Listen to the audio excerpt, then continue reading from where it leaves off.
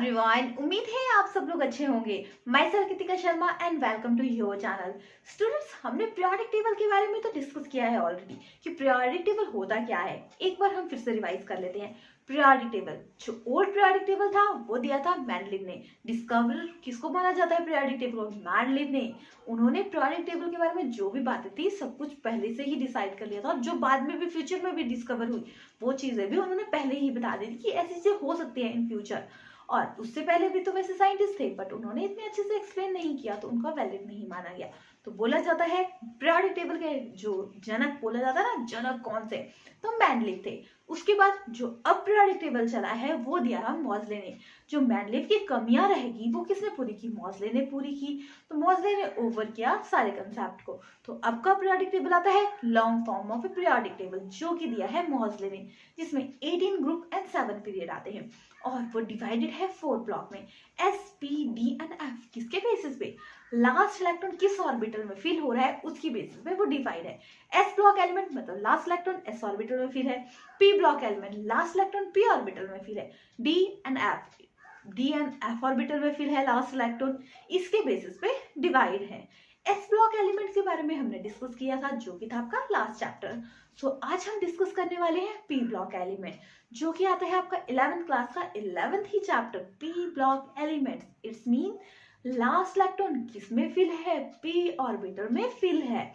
कितने ग्रुप्स आते हैं इसके ग्रुप्स आ गए आपके 6।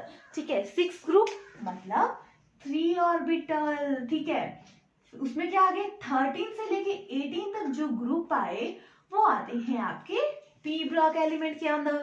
देखो 13 मतलब पी ब्लॉक में 1 एलिमेंट, फिर 14 1 मोर, 15 1 मोर, 16 17 18 1 इलेक्ट्रॉन फिल होता रहेगा और ऑर्बिटल फिल होते रहते हैं। इसके बेसिस पे कितने आ गए? 6 इलेक्ट्रॉन, मतलब 6 जो ग्रुप आए वो आते हैं आपके किसमें? पी ब्लॉक एलिमेंट में।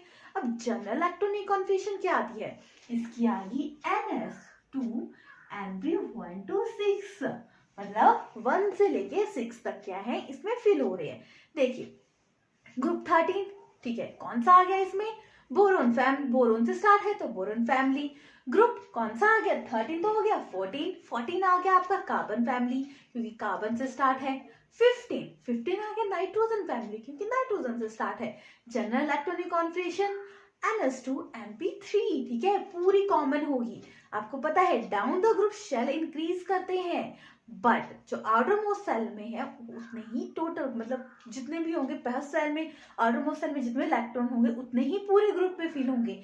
ऐसा नहीं कि वेरी करेगा। ठीक है, समझ आ गया। फिर आता है आपका कौन सी फैमिली आती है? ऑक्सीजन। लास्ट ऑक्सीजन में मतलब ऑक्सीजन आती है। Electronic configuration NS2 Np6। फिर आती है आपकी कौन सी? हेलोजन फैमिली, फ्लोरीन से स्टार्ट है। ठीक है, बहुत बार क्वेश्चन पूछा जाता है कि हेलोजन फैमिली किसे बोला जाता है? ग्रुप 17 को हेलोजन फैमिली बोला जाता है। Group 18 noble gases. Noble gases क्यों बोला जाता है इसे? क्योंकि ये क्या होती है? फुली फिल्ड होता है। फुली फिल्ड होता है, इनर्ट, मतलब बोला जाता है ना कि फुली फिल्ड है तो क्या है, इसमें कोई स्पेस नहीं है किसी और चीज का, तो ये लेस रिएक्टिव होते हैं, इसलिए इन्हें बोला जाता है नोबल गैसेस। किस ग्रुप को बोला जाता है? ग्रुप 18। बहुत बार क्वेश्चन पूछा जाता है। क्लियर हो गया ये कंसेप्ट? तो क्लियर हो गया। General electronic configuration NS2 Np1 to 6। 1 to 6 का मतलब 1 से लेके 6 तक इसमें क्या होंगे? इलेक्ट्रॉन वेरी करेंगे। देखिए 3 ऑर्बिटल 6 इलेक्ट्रॉन, तो इट्स मीन 6 ग्रुप प्रेजेंट है। क्लियर हो गया। फिर एक कंसेप्ट आता है आपका ऑक्सीडेशन स्टेट। अब ये कैसा कंसेप्ट है? ऑक्सीडेशन स्टेट ये बताता है कि वैलेंसी कितनी है। क्या बताता है? वैलेंसी। पहले क्या होता था, इस कंसेप्ट को वैलेंसी का ही नाम दिया जाता था, बट बाद में जैसे जैसे डेवलपमेंट हुई इसको नाम दे दिया ऑक्सीडेशन स्टेट का। अब ये क्या बताता है?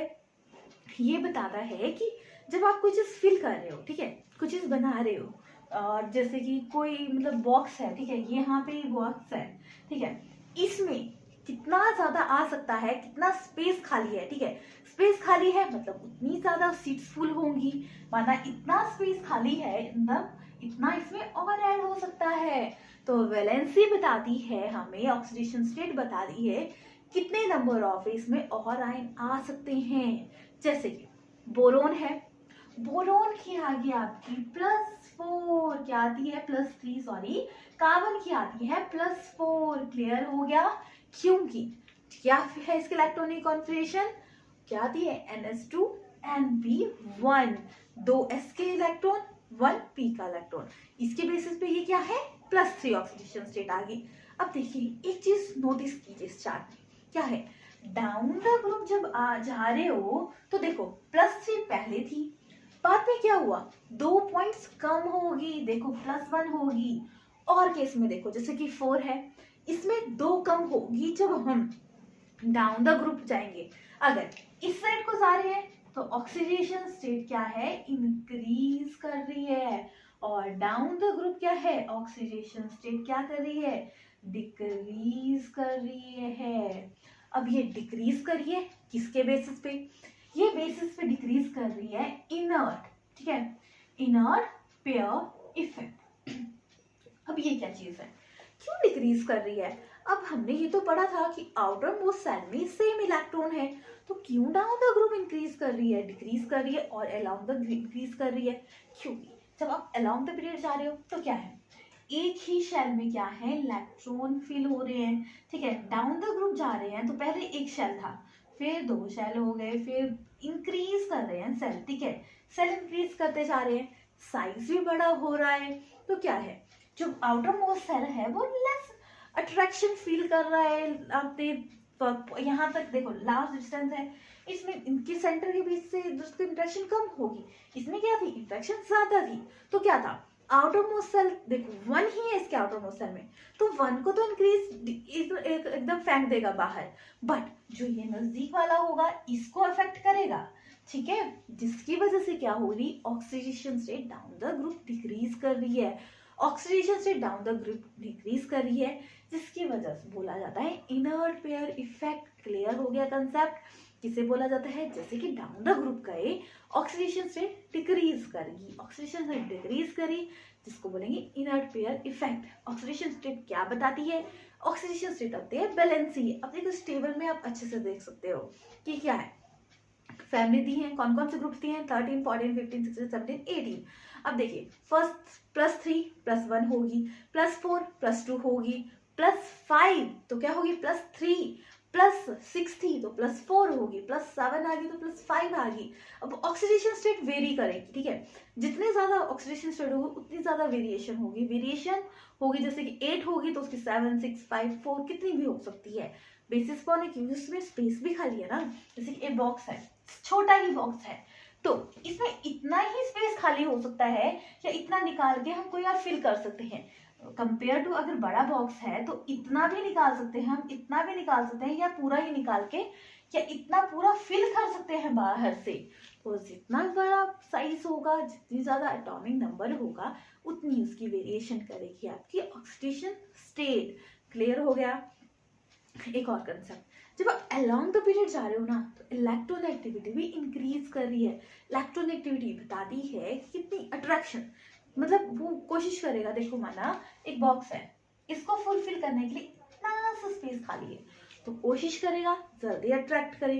जैसे कि कंसेप्ट आ गया आपका बोल सकते हो मास्क का, किसके, ठीक है, एग्जाम हो रहा है, उसमें उसका रैंक आ गया, मतलब मार्क्स कितने आ गए, 49 आ गए, 50 में से पास होते हैं, वो कोशिश करेगा कैसे भी इंक्रीज करे, 1 नंबर इंक्रीज कर जाए, तो वही आ गया, मतलब फ्लोरीन है, हेलोजन है, मोस्ट इलेक्ट्रोनेगेटिव एलिमेंट्स आ गए। ऑक्सीडेशन स्टेट का कंसेप्ट ऑफ आपका क्लियर हो गया। फिर आता है आपका metallic and non metallic character. अब ये कैसा कंसेप्ट है, इसमें बताया क्या है, मेटल एंड नॉन मेटल के बारे में तो आज तक आपने डिस्कस किया ही है, ठीक है। मेटल्स क्या होते हैं, जो लस्ट्रस होते हैं, और क्या आगे, नॉन मेटल जो नॉन लस्टर होते हैं, metallic and non metallic character करते हैं। देखो और भी बहुत ज्यादा डिफरेंस है इसके बीच में, मेटल्स एंड नॉन मेटल में। एक लस्टर्स होते हैं, लस्टर्स नहीं होते। एक क्या है, वो प्लेन जब मेटल्स को आप इतना पतला कर सकते हो, नॉन मेटल ब्रेक हो जाते हैं। अलग अलग डिफरेंस है। बट हम यहाँ पे अभी ये नहीं डिफरेंस नहीं शेयर कर रहे कि डिफरेंस क्या है, हम बात कर रहे हैं पीरियोडिक टेबल में मेटल्स एंड नॉन मेटल्स कहाँ पे रिजेंबल करते हैं। जैसे कि जब आप अलोंग द पीरियड जा रहे हो, इस साइड जा रहे हो, तो क्या है, नॉन मेटल करेक्टर इंक्रीज कर रहा है। कौन सा, नॉन मेटल। और इस साइड है जब आप पीरियड के, ठीक है, ये कौन सा साइड आ गया, राइट साइड, ठीक है, और ये आ गया आपकी लेफ्ट साइड। तो ये क्या है, इस साइड के मेटल, ठीक है। इस साइड को क्या हो रहा है, अभी इधर के मेटल है, इधर के नॉन मेटल है, तो क्या है, यहाँ पे मेटालिक करेक्टर डिक्रीज कर रहा है। बहुत बार क्वेश्चन भी आता है, मेटालिक करेक्टर क्या हो रहा है, डिक्रीज कर रहा है, ठीक है, समझ के। और इस साइड को क्या है, नॉन मेटालिक करेक्टर इंक्रीज कर रहा है। ये किस बेसिस पे होगा, ये बेसिस पे ये भी डिपेंड करता है कि क्या हो रहा है इसमें, कि कितनी, जो मोर इलेक्ट्रोपॉजिटिव होगा, ठीक है, मोर इलेक्ट्रोपॉजिटिव होगा, इट्स मीन वो क्या होगा, मेटालिक करेक्टर का होगा, ठीक है। क्या होगा, मोर क्या है, मेटालिक करेक्टर है, क्योंकि मोर क्या है, इलेक्ट्रो पॉजिटिव, ठीक है, मतलब अपने आयन दे देता है। और बट नॉन मेटल क्या है, इनकी कैपेसिटी होती है लेने की, जो मोर इलेक्ट्रोनेगेटिव होगा, ठीक है, मोर electro negative, it's mean non metallic character. Clear हो गया, इलेक्ट्रोनेगेटिविटी मतलब मेटालिक करेक्टर। अब देखो डाउन द ग्रुप जा रहे हो, डाउन द ग्रुप क्या हो रहा है, पहले इतना एक सेल था, 2 सेल हो गए, 3 सेल हो गए, फिर 4 सेल हो गए, ऐसे क्या है, सेल इंक्रीज कर रहे हैं। इट्स मीन मतलब जो लास्ट इलेक्ट्रॉन है, ठीक है, वो क्या है, वो लेस इलेक्ट्रॉन फील कर रहा है सेंटर वाले के साथ, तो ये क्या होगा, अपने आयन इजिली लूज कर लेगा। क्योंकि देखो क्लास में है, अगर फर्स्ट बेंच वाला स्टूडेंट ज्यादा क्लोज होगा टीचर के कंपेयर टू लास्ट वाला, क्योंकि क्या पता लास्ट वाले को ब्लैक बोर्ड दिख ही नहीं रहा है, तो देखो लास्ट वाला क्या है, कम अट्रैक्शन फील करेगा। वैसे टीचर का काम है कि पूरा प्रॉपर अट्रैक्शन करे, बट क्या होगा, फिर भी अगर ब्लैक बोर्ड का केस का एग्जाम्पल ले लें, तो क्या होगा, ब्लैक बोर्ड क्या होगा, क्लास में दूर होगा, इस मीन बच्चे को देखने में प्रॉब्लम हो सकती है, होता है ना। तो देखिए लास्ट इलेक्ट्रॉन मतलब मोर इलेक्ट्रोपॉजिटिव, मतलब इजिली रिलीज कर देगा, ठीक है, हाई आयोनाइजेशन एंथैल्पी होगी, ठीक है, it's mean non metallic character क्या होगी, हाई, ठीक है, more electronegative, high ionisation enthalpy, ठीक है। और इस साइड क्या होगी, low ionization enthalpy. Ionisation enthalpy क्या होती है, जितनी जल्दी आप बॉन्ड को ब्रेक कर सको। लो आयनाइजेशन एंथैल्पी मतलब कम एनर्जी लगेगी ब्रेक करने की, हाई आयनाइजेशन एंथैल्पी मतलब लार्ज क्या लगेगी एंथैल्पी, किसके बेसिस है, क्योंकि एक ही शेल में इंक्रीज कर रहे हैं। अब देखो एक बॉक्स है, उसमें मैं फिल करे जा रही हूँ, फिल करे जा रही हूँ, तो क्या होगा, वो और क्या होंगे, कंप्रेस टाइट होते जाएंगे, टाइट होते रहेंगे, तो वो क्या होगा, स्ट्रॉन्ग बॉन्डिंग फील करेंगे। कुछ टाइम बाद क्या होगा, उनके पास ऑप्शन नहीं होगी, क्लोज रहना पड़ेगा उनको, तो वो एक दूसरे से बात भी करेंगे और एक दूसरे के डाउट्स भी क्लियर करेंगे। बट डाउन द ग्रुप क्या है, एक बॉक्स है, नेक्स्ट में नया बॉक्स इंक्रीज कर रहा है, फिर बॉक्स इंक्रीज करे जा रहे हैं, तो क्या है, तो इसमें अट्रैक्शन कम हो रही है, तो बाहर वाले को निकालना इजी है। क्लियर हो गया, तो समझो एक रूम भी इंक्रीज कर रहा है, सामान भी इंक्रीज कर रहा है, तो कोई फर्क नहीं पड़ रहा है, ठीक है। क्लियर हो गया कंसेप्ट। तो इस साइड क्या है, मेटालिक करेक्टर डिक्रीज कर रहा है और इस साइड इंक्रीज कर रहा है। डाउन द ग्रुप क्या होता है, मेटालिक करेक्टर जो होता है वो होता है इंक्रीज। अब देखो नॉन मेटल के केस में भी अगर देखा जाए तो डाउन द ग्रुप जो फर्स्ट मेंबर है वो तो क्या है बहुत मोर इलेक्ट्रोनेगेटिव है और क्या है नॉन मेटल स्ट्रॉन्ग है, बट मेटालिक करेक्टर देखा जाए तो डाउन द ग्रुप उसमें भी इंक्रीज कर रहा है, ठीक है। क्लियर हो गया, नॉन मेटालिक करेक्टर क्या है, डाउन द ग्रुप डिक्रीज करेगा और मेटालिक करेक्टर इंक्रीज करेगा, चाहे नॉन मेटल के केस में है चाहे किसी के केस में है। जो मेटालिक करेक्टर है डाउन द ग्रुप इंक्रीज करेगा, क्योंकि आयोनाइजेशन एंथैल्पी डिक्रीज हुई, इट्स मीन वहां पे क्या होगा, मेटालिक करेक्टर इंक्रीज कर रहा है। कंसेप्ट क्लियर हो गया। एक और कंसेप्ट जो एक metals and non metal concept है ना, बीच में क्या आते हैं, जिसमें मेटल की प्रॉपर्टी भी होती है एंड नॉन मेटल की प्रॉपर्टी भी होती है, उसे हम बोलते हैं मेटलॉइड, क्या बोलेंगे, मेटलॉइड, क्योंकि इसमें मेटल भी है प्लस नॉन मेटल करेक्टर भी है। देखिए पीरियोडिक में जैसे कि बोरोन है, एल्युमिनियम है, सिलिकॉन है, गैलियम है, एंटीमनी है, एस्टाटीन है, पोलियम है, ये सारे कैसे हैं, मेटलॉइड, क्योंकि क्या है, इसमें मेटल का करेक्टर भी है, नॉन मेटल का करेक्टर भी है। तो ऐसा तो नहीं कि एकदम पहले एक रेंज थी उसके बाद एकदम सडन दूसरी चेंज होगी, कोई भी चीज धीरे धीरे धीरे धीरे चेंज होती है। तो एक चेंज आता है जिसमें हाफ मेटल आ गया, हाफ नॉन मेटल आ गया, डिपेंड अपॉन द सिचुएशन, कई बार ये मेटल बिहेव करेगा, कई बार नॉन मेटल। तो ये क्या आ गया आपके, मेटेलॉइड। कौन से आ गए, मेटेलॉइड, सॉरी मेटेलॉइड, जो क्या होंगे, सेमी मेटल्स भी बोला जाता है, मेटल एंड नॉन मेटल। अब एक और चीज आती है एसिडिक, ठीक है, जो मेटल के ऑक्साइड होंगे, जैसे कि ये मेटल है, मेटल के जो ऑक्साइड होंगे वो कैसे होंगे, बेसिक नेचर के, ठीक है, बहुत बार क्वेश्चन आता है। और जो नॉन मेटल के ऑक्साइड होंगे, नॉन मेटल के ऑक्साइड वो होंगे एसिडिक नेचर के। कैसे पढ़ रहे हैं, ऑक्साइड्स, ठीक है, ऑक्साइड मतलब मेटल के साथ ऑक्सीजन लगा है, तो नॉन मेटल के ऑक्साइड एसिडिक और मेटल के ऑक्साइड क्या होंगे, बेसिक। और मेटलॉइड के केस में क्या है, यहाँ पे आ जाएंगे एम्फोटेरिक, क्या आ जाएगा, एम्फोटेरिक, क्योंकि ये मेटल भी है नॉन मेटल भी है। अब आप इसको नोट डाउन भी कर सकते हो, क्या है, मेटलॉइड के मेटल और नॉन मेटल, और नॉन मेटल मतलब एसिडिक, मेटल मतलब बेसिक करेक्टर। क्लियर हो गया कंसेप्ट। अब देखिए तो नेक्स्ट कंसेप्ट आता है, जैसे कि फर्स्ट मेंबर है किसी भी ग्रुप का, जैसे कि ग्रुप 13 है, फर्स्ट मेंबर आता है बोरोन, ठीक है, नेक्स्ट आता है जैसे कि कार्बन, नाइट्रोजन, ऑक्सीजन, ये क्या है, फर्स्ट मेंबर है। फर्स्ट मेंबर क्या होता है, दूसरे अदर जो मेंबर्स होते हैं उसकी फैमिली के, उससे वेरी करता है, ठीक है, इसके बेसिस पे क्या बोलते हैं, देखो फर्स्ट मेंबर वेरी किया दूसरे मेंबर से, और जो उसके ग्रुप्स हैं, ठीक है, फर्स्ट मेंबर और जो ग्रुप्स हैं उनसे वेरी करेगा, उसको बोला जाता है कॉन्जॉन्स। क्या बोला जाएगा, कॉन्जॉन्स। अगर कई बार क्वेश्चन आ गया, वैसे आता नहीं है बट आ गया तो आपको पता होना चाहिए, ठीक है, कॉन्जॉन्स बोलेंगे, फर्स्ट मेंबर वेरी करता है अदर मेंबर से, ठीक है, बोल सकते हैं चाइल्ड है, बड़ों से डिफरेंट है, क्योंकि चाइल्ड है, ठीक है, समझ आ गया। फिर फर्स्ट मेंबर वेरी करता है किसी और मेंबर से, किसके बेसिस पे, देखो फर्स्ट तो वेरी करेगा साइज के, क्योंकि आपको पता है डाउन द ग्रुप क्या है, साइज इंक्रीज कर रहा है। देखो फर्स्ट पहले एक था, फिर 2 हो गया, 3 आ गया, फिर 4 आ गया, ऐसे इंक्रीज कर रहा है। तो फर्स्ट का साइज तो बहुत स्मॉल है कंपेयर टू अदर्स मेंबर्स, ठीक है, तो साइज के बेसिस पे। फिर इलेक्ट्रॉन एक्टिविटी की वजह से, किसकी वजह से, हाई इलेक्ट्रोनेगेटिविटी की वजह से।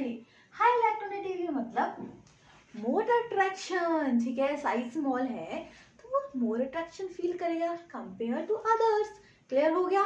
नेक्स्ट पॉइंट आ गया डी ऑर्बिटल, ठीक है, जो और मेंबर होंगे उसमें क्या होगा, वेकेंट डी ऑर्बिटल प्रेजेंट होगा, जिसके बेसिस पे क्या होंगे, वेरी करते हैं। याद रखना किसकी वजह से, साइज स्मॉल है और क्या है, हाई इलेक्ट्रॉन एक्टिविटी है और वेकेंट डी ऑर्बिटल होता है। कंपेयर, समझ आ गया। अब देखिए बॉन्ड फॉर्मेशन कैसे करता है। देखिए फर्स्ट से आता है आपका कैसा, कोवलेंट बॉन्ड बनाता है। कोवलेंट बॉन्ड जो बनाया इसने वो कैसे बनाता है, फर्स्ट, ठीक है, कोवलेंसी, ठीक है, जो ये जो तीन जो पॉइंट्स पड़े ना उसके बेसिस पे है हमारे ये जो नेक्स्ट पॉइंट्स है। फर्स्ट मेंबर है जो किसी भी ग्रुप का, ठीक है, उसमें क्या है, उसके पास एक 1s ऑर्बिटल, 2s ऑर्बिटल है, एक 2p ऑर्बिटल है, ठीक है, जिसमें एक ऑर्बिटल एंड 3 ऑर्बिटल रिजेंबल करते हैं 2p में। बट और जो मेंबर है उसके ग्रुप के, उसके पास डी जो डी ऑर्बिटल है वो भी फिल है, स्पेस है, वहां से भी वो शिफ्टिंग कर सकता है। वो ऐसा समझ सकते हैं जैसे कि बॉक्स है, इसमें क्या है, स्मॉल बॉक्स है, इसमें इतना ही ले सकता है या तो पूरा निकाल के इतने फिल हो सकता है। बट जैसे कि डाउन द ग्रुप में साइज इंक्रीज किया तो इतने पूरे एरिया में क्या है, ये एक्वायर कर सकता है। तो देखो साइज इंक्रीज किया तो इसके पास वेकेंट डी ऑर्बिटल नहीं था, जिसकी वजह से क्या है, इसकी वैलेंसी कोवलेंसी कम होगी। कोवलेंसी मतलब कोवलेंट बॉन्ड कैसे बनाता है, जैसे कि बोरोन है, बोरोन क्या है, बोरोन क्या 3 ही बॉन्ड बना सकता है, ठीक है, बट जो और मेंबर है वो क्या कर सकता है, जैसे एल्यूमिनियम है ये 6 बना सकता है। तो जैसे कि वेरी करता है, डाउन द ग्रुप क्या है, वेकेंट डी ऑर्बिटल होंगे जिसकी वजह से वो क्या करेगा, बॉन्ड बना लेगा।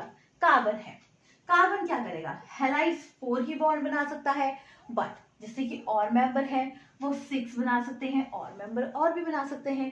नाइट्रोजन, नाइट्रोजन क्या है, 3 बॉन्ड बना सकता है, 3F3 बोल सकते हैं, बट जैसे कि फ्लोरीन है, ठीक है, जैसे कि फास्फोरस है, तो ये क्या है, PSCl3 भी बना सकता है, PCl5 भी बना सकता है, और भी बॉन्ड बना सकता है। फिर जैसे कि आपका हेलोजन फैमिली ले लो, फ्लोरीन क्या है, फ्लोरीन Cl3 नहीं बना सकता, ठीक है, पर ClF3 बना सकता है, depend upon the vacant D orbital. किसके बेसिस पे, वेकेंट डी ऑर्बिटल। समझ गए, बॉक्स ज्यादा खाली है तो इतना वो निकाल भी सकता है अपनी चॉइस से, बट बॉक्स अगर छोटा है तो उतना ही निकाल सकता है।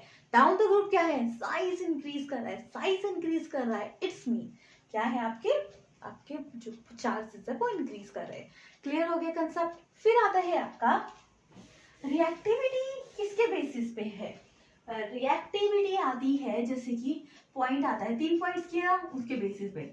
अब देखिए जो आपका फर्स्ट कंपाउंड है उसमें डी ऑर्बिटल वेकेंट नहीं है, तो वो क्या है, फर्स्ट जो मेंबर है वो क्या है, लेस रिएक्टिव, लेस रिएक्टिव है क्योंकि साइज भी स्मॉल है, बट जो सेकंड और अदर्स जो मेंबर हैं वो क्या है, मोर रिएक्टिव, मोर रिएक्टिव है, किस वजह से, क्योंकि डी ऑर्बिटल प्रेजेंट होता है, ठीक है, इसके बेसिस पे क्या है, वो मोर रिएक्टिव है। समझिए ना, अगर स्पेस खाली नहीं है तो वो कैसे भरेगा, स्पेस खाली है इसमें उतनी चीज उसमें आ सकती है, reactivity. Next, tendency to form a multiple bond, tendency to form multiple bond, it's mean multiple bond का मतलब क्या है, मल्टीपल बॉन्ड, बॉन्ड तो बनाता है कोई भी चीज, ठीक है, मल्टीपल बॉन्ड। देखो जो और कंपाउंड है ना वो क्या है, लार्ज साइज के होते हैं, तो वो क्या है, मतलब इतना स्टेबल नहीं होता, पर साइज स्मॉल है, साइज स्मॉल है तो क्या है, वो क्या है, क्लोज है, क्लोज है तो बॉन्ड क्या करते हैं, स्ट्रॉन्ग बॉन्ड बनाते हैं, तो वो क्या बनाते हैं, वो सिंगल बॉन्ड भी बनाते हैं, डबल बॉन्ड भी बनाते हैं, एंड ट्रिपल बॉन्ड भी बनाते हैं। जैसे कि कार्बन है, कार्बन की होता है कि वो क्या है, कार्बन कार्बन के साथ भी बॉन्ड होता है, डबल बॉन्ड ट्रिपल बॉन्ड बना सकता है, नाइट्रोजन भी ट्रिपल बॉन्ड बनाता है, ये अपने बॉन्ड के साथ तो बॉन्ड बनाता ही है, अपने कंपाउंड के साथ, औरों के साथ भी डबल एंड ट्रिपल बॉन्ड बना लेता है, बट जो और मेंबर्स हैं, ठीक है, जो ग्रुप है पूरा और मेंबर्स है उसमें क्या है, और जो आएंगे ग्रुप, डाउन द ग्रुप गए तो वो औरों के साथ बॉन्ड नहीं बनाएगा, तो क्या है, इसके बेसिस पे रिएक्टिविटी, स्मॉल साइज है, लेस रिएक्टिव, मल्टीपल बॉन्ड मतलब strong bond, multiple bond strong bond, strong bond size small मतलब रिएक्टिविटी लेस।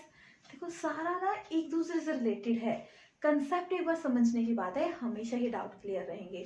क्या है, मल्टीपल बॉन्ड मतलब स्ट्रॉन्ग बॉन्ड, क्योंकि देखो एक अगर एक डंडा पकड़ा है ब्रेक करना इजी है, 2 अगर पकड़े हैं तो दोनों को इकट्ठा ब्रेक करना टफ है, वैसे ही 3 है, 3 को ब्रेक करना उतना टफ है। लकड़हारे वाली कहानी सुनी है, वो बच्चों को जोड़ के रखना चाहता है तो क्या करता है, वो एक लकड़ी को तोड़ने को बोलता है, इजिली तोड़ पड़ते हैं, पर वो 3-4 लकड़ियां जब इकट्ठे तोड़ने को बोलता है तो क्या है, वो नहीं तोड़ पाते। तो वही ही आप यहाँ समझ लीजिए कि मतलब इकट्ठे किसी चीज को तोड़ना टफ होता है compare to small small parts में, ठीक है। तो अगर फॉर्मेशन होती है ना, स्ट्रॉन्ग बॉन्डिंग बनाती है, क्यों बनाती है, क्योंकि ये करती है पी पाई टाइप की बॉन्डिंग, कौन सी, पी पाई टाइप की बॉन्डिंग। पर जो और मेंबर्स हैं वो कैसे बनाते हैं, वो करते हैं पी पाई डी पाई बॉन्डिंग या D pi and D pi type की बॉन्डिंग, क्योंकि साइज बड़ा है, साइज बड़ा है क्योंकि वेकेंट डी ऑर्बिटल है, वेकेंट डी ऑर्बिटल है तो डी पाई पी पाई टाइप की बॉन्डिंग बनाती है, उतनी स्ट्रांग नहीं होती कंपेयर टू इसके फर्स्ट मेंबर के। इसके बेसिस पे ये क्या करता है, वेरी करता है पूरे ग्रुप से।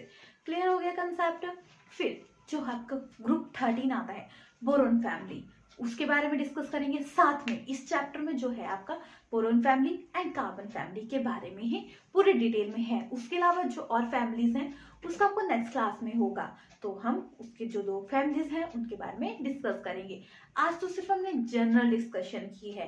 चैप्टर अगर ये समझ आए, जनरल डिस्कशन भी है, रिलेटेड टू चैप्टर ही है।